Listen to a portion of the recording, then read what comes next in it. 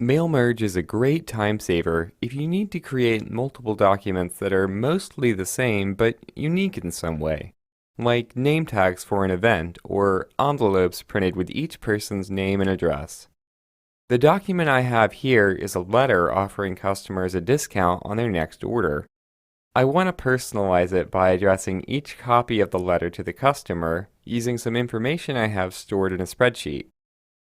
To begin, go to the Mailings tab, then Start Mail Merge, and select Step-by-Step Mail Merge Wizard. This will walk you through the process one step at a time using this pane on the right. The type of document I'm working with is a letter, so I'm going to go ahead and click Next. And I also plan to stick with my current document instead of using something else like a template. Now I need an address list so Word can create a copy of each letter for each customer. To start from scratch, you can type a new list, then click Create to enter your recipients individually.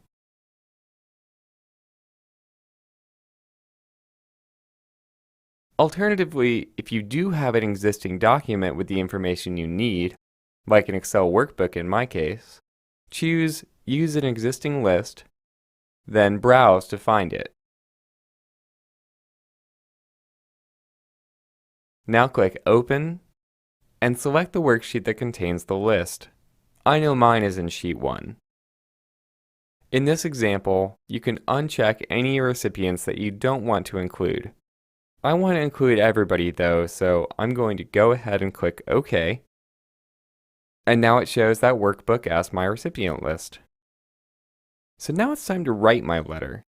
You can add something unique for each recipient, including their address, a personal greeting, and more. I'd like to add an address block first.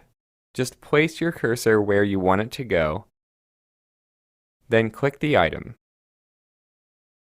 Here's a preview of what it's going to look like, and a few alternative formats to choose from for the recipient's name. Click OK, and a placeholder will appear in your document. This is where the address will go later on. The other thing I'd like to add is a greeting. Again, you have a preview here, and the ability to change some of the formatting if you'd like. Let's move on to the next step, previewing the finished product. I just want to make sure the information from my list appears the way it should. You can take a look at each recipient's copy by clicking the arrows here.